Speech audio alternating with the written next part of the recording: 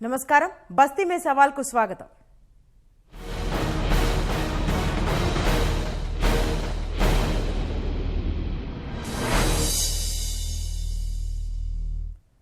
బల్దియా పీఠమే లక్ష్యంగా రాజకీయ పార్టీలు విశ్వ ప్రయత్నాలు చేస్తున్నాయి। గత ఎన్నికలను మించిన ఫలితాల కోసం అధికార పార్టీ శ్రమిస్తుండగా పైచేయి సాధించేందుకు విపక్షాలు తీవ్ర కసరత్తులు చేస్తున్నాయి। ఓవైపు ప్రత్యర్థులపై విమర్శల పర్వం కొనసాగిస్తూనే ఓటర్లకు గాలం వేసేందుకు వరాల వర్షం కురిపిస్తున్నాయి। ఇందులో భాగంగా ప్రజలను ఆకట్టుకునే పథకాలు, విధానాలు, గుదిగుచ్చిన మేనిఫెస్టోలను ప్రకటించాయి। సాధ్యాసాధ్యాలతో ప్రమేయం లేకుండా జనాకర్షణే లక్ష్యంగా ఒకరిని మించి మరొకరు ఉచితాస్త్రాలు సంధిస్తున్నారు।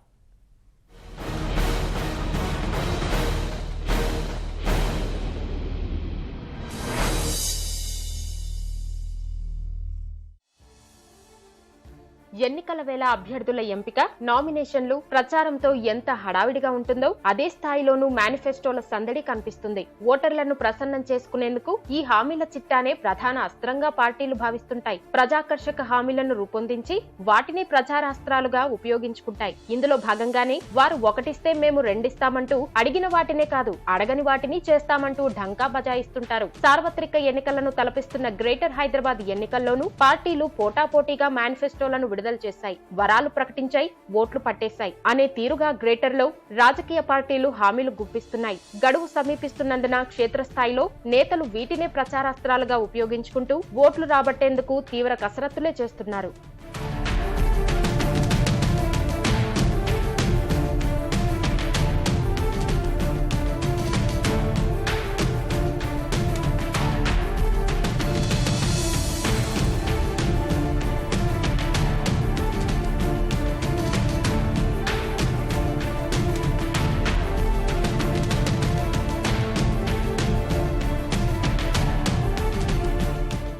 ఈ నెల 23న ఎన్నికల మేనిఫెస్టోను ప్రకటించిన అధికార తెరాస గ్రేటర్ పరిధిలోని వారికే కాకుండా రాష్ట్ర ప్రజలందరికీ అనేక వరాలను ప్రకటించింది। గ్రేటర్ పరిధిలో ఒక్కో ఇంటికి నెలకు 20,000 లీటర్ల వరకు తాగునీటిని ఉచితంగా సరఫరా చేస్తామని తన మేనిఫెస్టోలో పేర్కొంది। రాష్ట్రంలోని అన్ని క్షౌరశాలలు, సెలూన్లు, లాండ్రీలు, దోబీఘాట్లకు ఉచిత విద్యుత్ ఇస్తామని తెలిపింది। కరోనా కాలానికి మోటారు వాహన పన్ను రద్దు చేస్తున్నట్టు ప్రకటించిన గులాబీ పార్టీ పరిశ్రమలు, వ్యాపార సంస్థల్లో హెచ్టీ, ఎల్టీ కేటగిరీలకు కనీస డిమాండ్ ఛార్జీల నుంచి మినహాయింపు ఇవ్వనున్నట్లు హామీ ఇచ్చింది। భవిష్యత్తులో వరద ముప్పు లేకుండా 12,000 కోట్ల రూపాయలతో సమగ్ర వరద నీటి నిర్వహణ ప్రణాళిక అమలు చేస్తామని ప్రకటించింది। వీటితో పాటు మెట్రో విస్తరణ, నగరంలో రోడ్లు, రవాణా ఆధునీకరణ, విద్య, వైద్యంతో పాటు 2 పడక గదుల ఇళ్ల నిర్మాణం అంశాలతో తెరాస ఎన్నికల మేనిఫెస్టోను విడుదల చేసింది।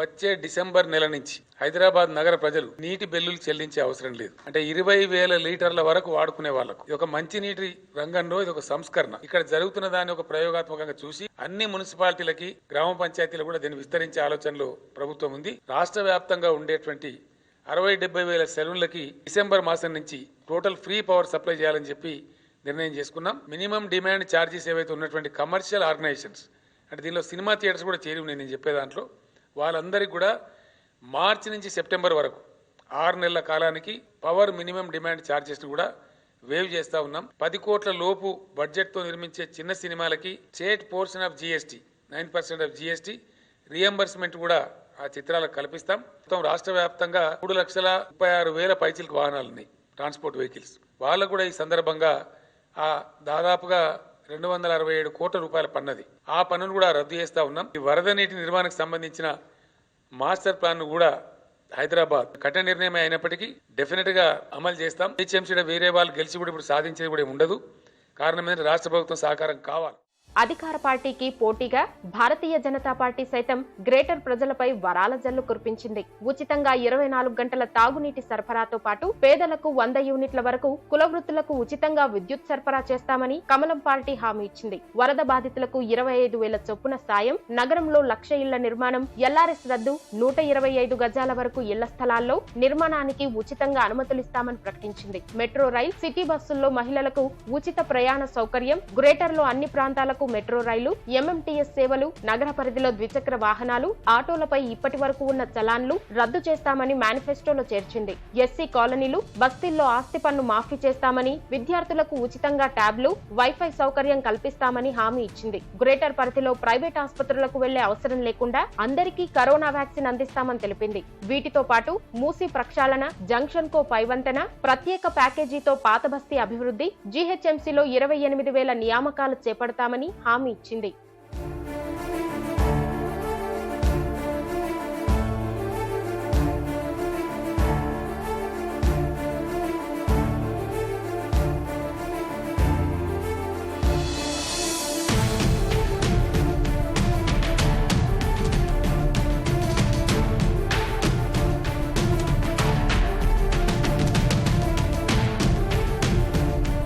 హైదరాబాద్ ప్రజలకు అభివృద్ధి, ఆత్మగౌరవం రెండు ముఖ్యమే.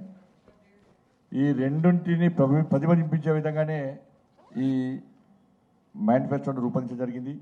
పేదలు, మధ్యతరగతి నడ్డి వేసినటువంటి ఎల్ఆర్ఎస్ను పూర్తిగా రద్దు చేయడం, మొన్నటి వరదలో నష్టపోయినటువంటి బాధితులకు ప్రతి ఇంటికి 20,000 రూపాయల చొప్పున నేరుగా వాళ్ళ అకౌంట్లో జమ చేసే విధంగా ఇవాళ ప్రయత్నించడం ఈ మేనిఫెస్టో రూపొందించడం జరిగింది. కేంద్రంలో భారతీయ జనతా పార్టీ అధికారంలో ఉంది. అభివృద్ధి చేసేటువంటి అవకాశం మాకు ఇవ్వండి. అన్ని పార్టీలకు అవకాశం ఇచ్చారు. ఈసారి భారతీయ జనతా పార్టీకి అవకాశం ఇవ్వాలని కోరుతా ఉన్నాం.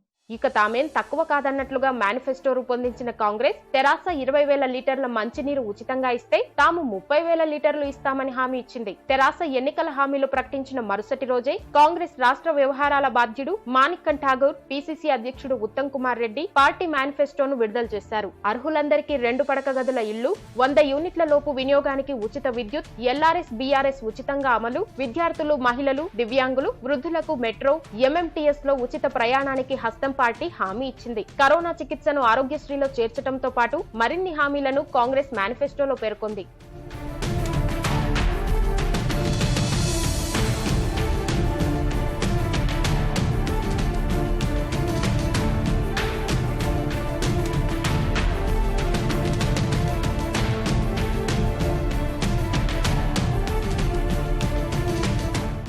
మొత్తం అధికారులన్నీ కూడా జిహెచ్ఎంసీకి కేటాయించే విధంగా మేము చర్యలు చేపడతాము.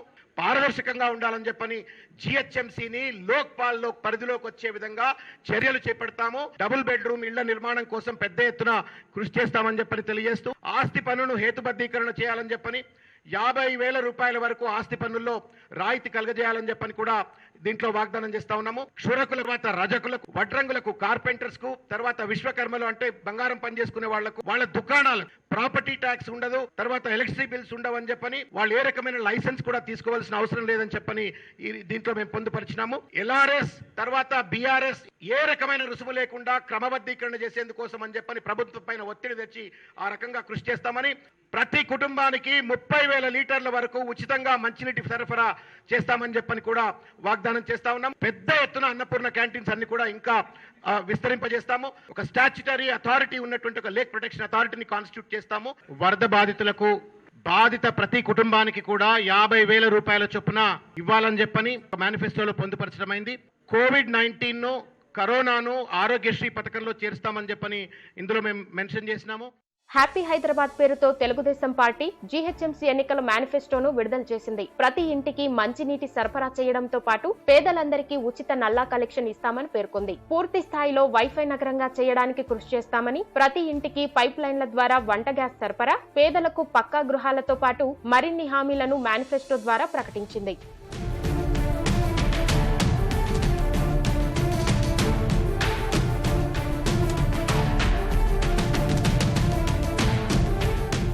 హైదరాబాద్ నగరం ఇది ఒక మినీ ఇండియా. మరి కులీ కుతుబ్ షా కాలంలో ఏర్పాటైన నిర్మాణాలు కానీ, ఆనాటి కార్యక్రమాలు కానీ ఇవాళటి నవీన యుగంలో, ప్రజాస్వామ్య యుగంలో, కంప్యూటర్ యుగంలో హైదరాబాద్ ప్రపంచ దేశాలతో ఏ రకంగా పోటీ పడే స్థాయికి తీసుకుపోయిన ఉదంతాన్ని కూడా నేను గుర్తు చేస్తా ఉన్నా. మా కాన్సెప్ట్ హ్యాపీ హైదరాబాద్ అంటున్నాం. Happy Hyderabad is our slogan. ఆనందంగా ఉండాలి అందరూ అన్నది మా విధానం, మా నినాదం. హ్యాపీ హైదరాబాద్ ఎందుకంటున్నాం అంటే ఎన్టీ రామారావు గారు ముఖ్యమంత్రి కాకముందు హైదరాబాద్ నగరంలో నిరంతరం కర్ఫ్యూలు ఉంటుండే. 83లో ఎన్టీ రామారావు గారు ముఖ్యమంత్రి అయిన తర్వాత శాంతియుతంగా అందరు కలిసి ఉండే వాతావరణాన్ని క్రియేట్ చేసినాం. కర్ఫ్యూలు అనేవి లేకుండా చేసి హైదరాబాద్ ను హ్యాపీగా పెట్టాడు ఆయన. అందుకే హ్యాపీ హైదరాబాద్ అన్నది తెలుగుదేశం వచ్చిన తర్వాత హ్యాపీ హైదరాబాద్ అనే నినాదాన్ని మా వల్ల వచ్చింది, మేము అమలు చేసినాం, ప్రజలు సంతోషంగా ఉండ్రి. ఇలా పోటాపోటీగా ఎన్నికల హామీల్ని గుప్పించిన పార్టీలు గెలుపే లక్ష్యంగా ప్రజల్లోకి వెళ్తున్నాయి. ప్రధాన పార్టీలతో పాటు గ్రేటర్ ఎన్నికల్లో పోటీ చేస్తున్న మరిన్ని పార్టీలు, స్వతంత్రులు నగరంలో విస్తృతంగా పర్యటిస్తూ తమను గెలిపిస్తే చేపట్టే కార్యక్రమాలను ప్రజలకు వివరిస్తున్నారు. హైదరాబాద్ నగరపాలక సంస్థ ఎన్నికల వేడి రోజురోజుకు పెరుగుతోంది. అన్ని పార్టీల అభ్యర్థులతో పాటు స్వతంత్రులు ప్రచార జోరులో సత్తా చాటుతున్నారు. విభిన్న వినూత్న శైలితో ఓటర్లను ఆకట్టుకునే ప్రయత్నం చేస్తున్నారు. ఏ గల్లీలో చూసినా బల్దియా బరిలో నిలిచిన అభ్యర్థులే కనిపిస్తున్నారు. ఓటర్లను ప్రసన్నం చేసుకునేందుకు తమ వంతు ప్రయత్నాలు చేస్తున్నారు.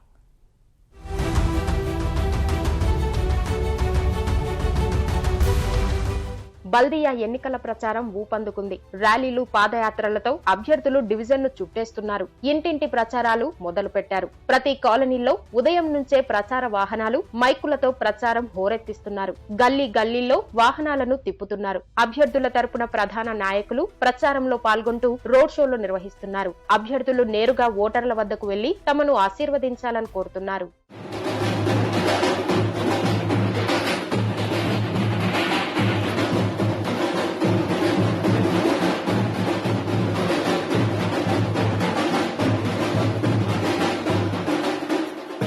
నగర వ్యాప్తంగా బల్దియా రాజకీయం రసవత్తరంగా మారింది. ఎవరికి వారు తమదైన రీతిలో ప్రచారాలు నిర్వహిస్తూ ఓటర్ దేవుళ్లను ప్రసన్నం చేసుకుంటున్నారు. ప్రతి ఎన్నికల్లో మాదిరే ఈ ఎన్నికలు వినూత్న తరహా ప్రచారానికి వేదికయ్యాయి. ప్రచారంలో భాగంగా ఓటర్లతో మమేకమవుతూ ఓట్లను కొల్లగొట్టే జిమ్మిక్కులు చేస్తున్నారు. వరుసలు పెట్టి ఆప్యాయంగా పలకరిస్తూ యువకులను తమ్ముడు అంటూ చేరదీస్తూ వారిని ఆకట్టుకునే ప్రయత్నాలు చేస్తున్నారు. హెచ్బి కాలనీ డివిజన్ మంగాపురం కాలనీలో తెరాస అభ్యర్థి ప్రభుదాస్ తో కలిసి ఇంటింటి ప్రచారం నిర్వహించిన మంత్రి ఎర్రబెల్లి పూలమ్మి ఆకట్టుకునే ప్రయత్నం చేశారు.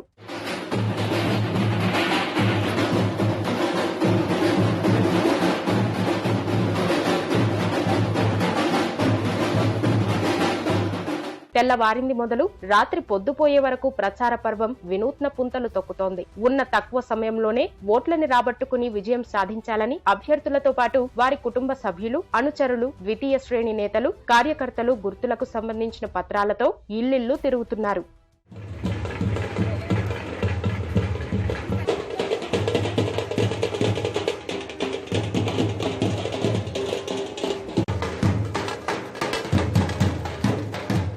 మహిళలు పోటీ చేసిన చోట భర్త, సోదరులు, సోదరీమణులు, తల్లిదండ్రులు, అత్తమామలు, బంధుమిత్రులు వీధులు పంచుకుంటూ ప్రచారం చేస్తున్నారు. పురుషులు పోటీ చేసిన చోట వారి సతీమణులతో పాటు బంధువర్గానికి సంబంధం ఉన్న ప్రతి ఒక్కరిని రంగంలోకి దింపుతున్నారు. స్థానికంగా ఓట్లు లేని దూర ప్రాంత బంధువులు కూడా 4 రోజులు తమ వాళ్లు పోటీ చేసే ప్రాంతాల్లో కనిపిస్తూ సందడి చేస్తున్నారు. ఉన్న కొద్ది సమయంలోనే అన్ని ఏరియాలు చుట్టేసేలా ప్రణాళికబద్ధంగా ముందుకు సాగుతున్నారు.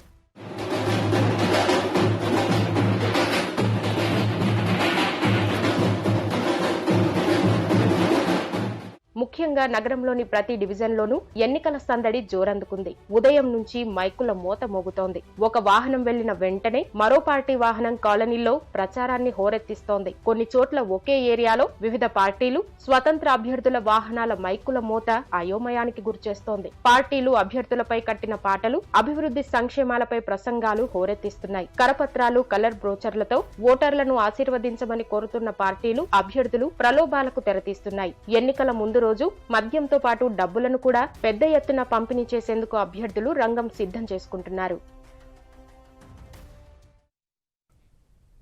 లవబుల్, లివబుల్ సిటీగా రూపుదిద్దుకుంటున్న నగరం హైదరాబాద్.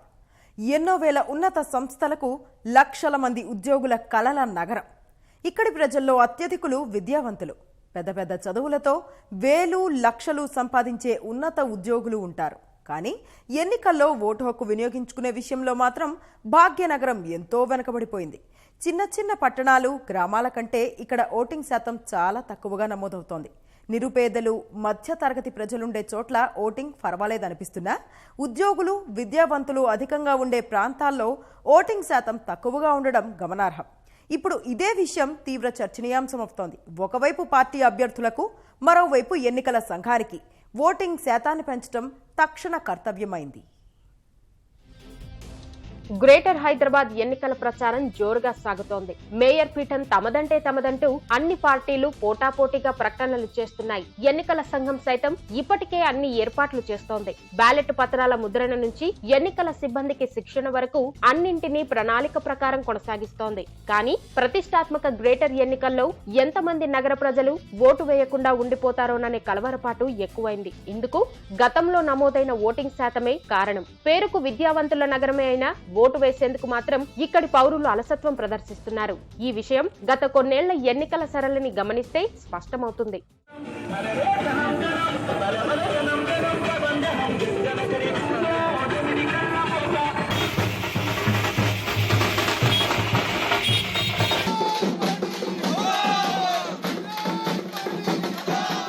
గత 3 జీహెచ్ఎంసీ ఎన్నికల్లోనూ పోలింగ్ శాతం చాలా తక్కువగా నమోదైంది. 2002 ఎన్నికల్లో 41.22% ఓటింగ్ జరగ్గా 2009లో 42.95% పోలింగ్ నమోదైంది. 2016లో 45.27% మంది ఓటర్లు మాత్రమే తమ ఓటు హక్కు వినియోగించుకున్నారు. ఈ 3 వరుస ఎన్నికల్లో కనీసం సగం ఓట్లు కూడా నమోదు కాలేదంటే నగర ఓటర్లు ఎంత నిర్లక్ష్యంగా వ్యవహరిస్తున్నారో అర్థమవుతుంది. ఓటు వేస్తున్న వారిలోనూ వయోధికులే అధికంగా ఉంటుండగా యువత ఓటింగ్ కు దూరంగా ఉంటున్నారు. రాజధాని నగరంలో సహజంగా ఉద్యోగులు, విద్యావంతులు, ప్రముఖులు, వ్యాపారవేత్తలు ఎక్కువ. ఇక్కడే ఓటింగ్ శాతం అత్యల్పంగా నమోదు కావడం ఆందోళన కలిగించే అంశం. ఇందులోనూ విద్యావంతులు, ధనవంతులు ఉంటున్న ప్రాంతాల కంటే మధ్యతరగతి, పేదలు నివసిస్తున్న ప్రాంతాలు, బస్తీల్లోనే ఓటింగ్ ఎక్కువగా నమోదవుతోంది. ఇక్కడ ఉన్నటువంటి ఓటింగ్ శాతం కూడా పెరగాలని, ముఖ్యంగా ఈరోజు ప్రజాస్వామ్యంలో ప్రజల భాగస్వామ్యం లేకుండా ఎన్నికలు జరగడం అనేది ఇది ప్రజాస్వామ్యానికి విరుద్ధం. కాబట్టి ఖచ్చితంగా ఈరోజు హైదరాబాద్ మహానగరంలో ఎప్పుడు కూడా 40-45% కన్నా పెరగడం లేదు. కాబట్టి ఈసారి ఖచ్చితంగా ఆ శాతాన్ని పెంచే విధంగా ఎన్నికల్లో పెద్ద ఎత్తున పాల్గొని ఓటు మాత్రం కంపల్సరీ వేయాలా. 2016 ఎన్నికలనే పరిశీలిస్తే ఏకంగా 10 డివిజన్ల పరిధిలో 20% లోపు ఓటింగ్ నమోదైంది. 18 డివిజన్లలో 30% ఓటింగ్ మించలేదు. ఇక 62 డివిజన్లలో ఓటింగ్ శాతం 40 దాటలేదు. పేదలు, రోజు కూలీలకు వెళ్లే వాళ్లు సైతం పోలింగ్ రోజు ఖచ్చితంగా ఓటు హక్కును వినియోగిస్తుండగా ఓటు హక్కు విలువ తెలిసిన వాళ్లు ఓటును వినియోగించుకోకపోవడం దురదృష్టం. ముఖ్యంగా గ్రేటర్ లో దాదాపు 6 లక్షల మంది వరకు ఐటీ ఉద్యోగులు ఉంటుండగా వీరిలో 10% మంది కూడా ఓటు వేసేందుకు రావడం లేదు. ధనవంతులు ఓటింగ్ కు వరుసలో నిల్చుకునేందుకు నిరాసక్తత చూపిస్తున్నారంటున్న విశ్లేషకులు, ఉద్యోగులు ఎన్నో సాకులు చూపుతున్నారని విమర్శిస్తున్నారు. తెలియని వాళ్లకు చెప్పాల్సిన వాళ్లే ఇలా నిర్లక్ష్యంగా వ్యవహరిస్తే ఎలా అనే ప్రశ్నలు వెల్లువెత్తుతున్నాయి. స్వచ్ఛందంగా వచ్చి ఓటేయాలి. చాలా మటుకు సిటీలో ఏమవుతుందంటే ఆ రోజు ఒక హాలిడే కింద తీసుకొని అందరూ వెళ్ళిపోతున్నారు, ఎక్కడెక్కడో షార్ట్ ట్రిప్స్కి వెళ్తున్నారు. Most of the educated class వాళ్ళందరూ కూడా ఈసారి వాళ్ళు ఓటుని వినియోగించుకోవాలని కోరుతున్నాము. అంతే. గత అనుభవాల నేపథ్యంలో గ్రేటర్ లో పోలింగ్ శాతాన్ని పెంచేందుకు రాష్ట్ర ఎన్నికల సంఘం ప్రత్యేకంగా కృషి చేస్తోంది. వివిధ మాధ్యమాల ద్వారా ప్రచారం చేస్తున్న ఈసీ ప్రజల్లో విస్తృత అవగాహన కల్పించేలా ప్రణాళికలు సిద్ధం చేస్తోంది. ముఖ్యంగా 20 నుంచి 29 ఏళ్ల మధ్యనున్న 15 లక్షల పైచిలకు యువ ఓటర్లను ఆకర్షించేందుకు ప్రయత్నిస్తున్నారు. ఇందులో భాగంగా సినీ ప్రముఖులతో ఓటు హక్కు ప్రాధాన్యాన్ని వివరించేలా ప్రచారం చేపట్టనుంది. ఇప్పటికే అనేక స్వచ్ఛంద సంస్థలతో కలిసి పనిచేస్తున్న ఈసీ నగరంలోని యువత, ఎన్జీఓలతో సమావేశాలు నిర్వహించనుంది. వీటితో పాటే ఆస్తి పన్ను, మంచినీటి బిల్లుల చెల్లింపునకు సంబంధించి దాదాపు 12 లక్షల మంది ఫోన్ నంబర్లను జీహెచ్ఎంసీ, జలమండలి నుంచి రాష్ట్ర ఎన్నికల సంఘం సేకరించింది. ఓటు హక్కు వినియోగించుకోవాలని కోరుతూ ఆ మొబైల్ నంబర్లన్నింటికీ సందేశాలు పంపేందుకు రాష్ట్ర ఎన్నికల సంఘం ఏర్పాట్లు చేస్తోంది. జీహెచ్ఎంసీ ఎన్నికలలో ఓటర్లందరూ స్వచ్ఛందంగా ఎటువంటి ఒత్తిడులు లేకుండా ఓట్లు వేయాలని, అదేవిధంగా అందరూ ఈ ఓటింగ్లో పాల్గొనాలని, ఛాయిస్ తీసుకోకుండా వేయకుండా ఉండకుండా అందరూ ఓటేసి ప్రజాస్వామ్యాన్ని పటిష్టం చేయడం కొరకు ఈ పౌర సంస్థలన్నీ కూడా ముందుకొచ్చాయి. ఈరోజు చాలా సివిల్ సొసైటీ ఆర్గనైజేషన్స్, దీంట్లో కాలనీ వెల్ఫేర్ సంఘాల సమాఖ్య, మరి కోవా, ఆప్సా, అప్సా లాంటి సంస్థలు, మరి రెడ్ క్రాస్ సంస్థ, చాలా కాలనీ సంఘాల సంస్థలు, సీనియర్ సిటిజన్స్ అందరూ కూడా, అన్ని సంస్థలు కూడా ఈరోజు పెద్ద ఎత్తున ఈ కార్యక్రమాల్లో పాల్గొని ముఖ్యంగా ఎలక్షన్ కమిషన్కు ఒక అడిషనల్ ఫోర్స్గా ఉండేటువంటి ప్రయత్నంలో ఈ కార్యక్రమం జరుగుతుంది. కాబట్టి పెద్ద ఎత్తున దీనిపైన ప్రజలందరూ స్పందించి తమ యొక్క ఓటు హక్కును సద్వినియోగం చేసుకొని రానున్న 5 ఏళ్ల కోసం మంచి పాలనను, సుపరిపాలనను అందించాలని కోరుతాం. గత ఎన్నికల్లో చాలా మందికి ఓటర్ స్లిప్పులు అందలేదని, ప్రజల ఓటు వివరాలు, పోలింగ్ కేంద్రాల సమాచారం సరిగా అందలేదని గుర్తించిన ఈసీ ఈ లోపాలతో కొంతమేర ఓటింగ్ నష్టపోయినట్లు అంచనా వేస్తోంది. ఈ నేపథ్యంలో ఈసారి అందరికీ ఓటర్ స్లిప్లను 100% చేరవేసేలా చర్యలు చేపట్టింది. జోనల్, డిప్యూటీ కమిషనర్లు ప్రత్యేకంగా పర్యటించి ఓటర్ స్లిప్పుల పంపిణీ విషయాన్ని నిర్ధారించుకోవాలని ఆదేశించింది. దాంతో పాటే సాంకేతికతను వినియోగించుకుంటుంది. tsec.gov.in website, TE poll mobile యాప్ల ద్వారా ఓటర్ స్లిప్పులు పొందే అవకాశాన్ని కల్పించింది. రాజకీయ పార్టీలకు కూడా తమ పార్టీ గుర్తులు లేకుండా ఓటర్ స్లిప్పులు పంపిణీ చేసేందుకు వెసులుబాటు కల్పించింది.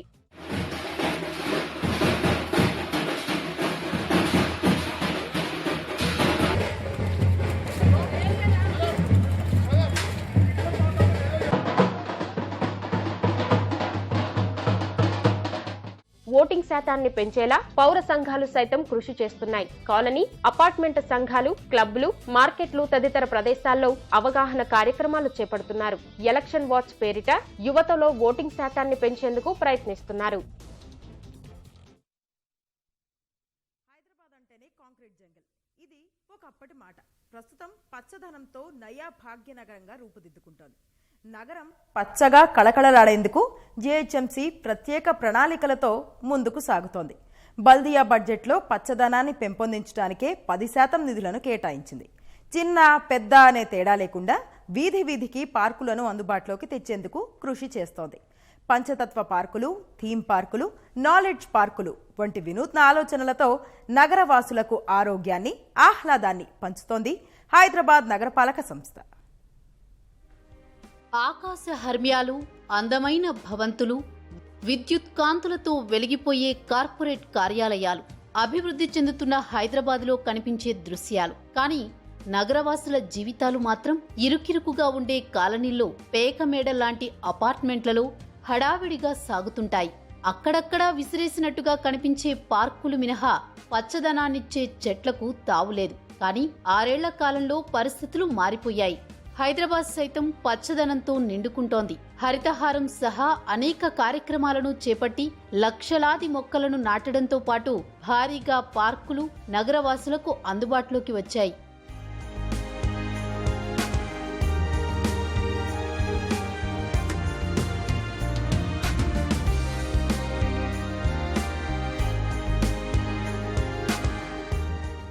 రాష్ట్ర ప్రభుత్వం ప్రతిష్టాత్మకంగా చేపట్టిన హరితహారం కార్యక్రమం జీహెచ్ఎంసీ పరిధిలో జోరుగా అమలవుతోంది. హరితహారం కింద మొత్తం 6 ఏళ్లలో 4,86,00,000 మొక్కలు నాటారు.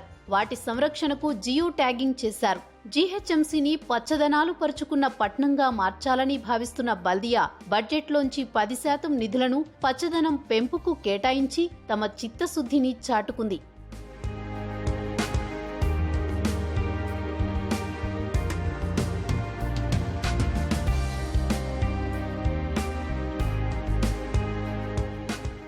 పార్కుల సంఖ్య పెంపుపై జీహెచ్ఎంసీ ప్రత్యేకంగా దృష్టి సారించింది. నగర వ్యాప్తంగా 5 ఎకరాల కన్నా ఎక్కువ విస్తీర్ణంలో 19 పార్కులు ఉన్నాయి. చిన్న, పెద్ద కాలనీల్లో కలిపి 934 కాలనీ పార్కులు ఉన్నాయి. 46 ట్రాఫిక్ ఐలాండ్స్, 18 ఫ్లైఓవర్లపై ల్యాండ్ స్పేస్ గ్రీనరీ, 327 ట్రీ పార్కులు, 31 చోట్ల వర్టికల్ గార్డెన్లు అభివృద్ధి చేస్తోంది. జనసంచారం అధికంగా ఉండే 41 కూడళ్లలో పచ్చదనంతో కూడిన అందమైన ఆకృతులను అందుబాటులోకి తెచ్చింది. యాదాద్రి మోడల్లో 80 చోట్ల మియావాకీ పద్ధతిలో అడవులను పెంపొందిస్తోంది. 2021 ఏడాదికి నగరంలో 500 నర్సరీలను ఏర్పాటు చేసి అందులో మొక్కలు పెంచాలని ప్రణాళికలు రచిస్తోంది.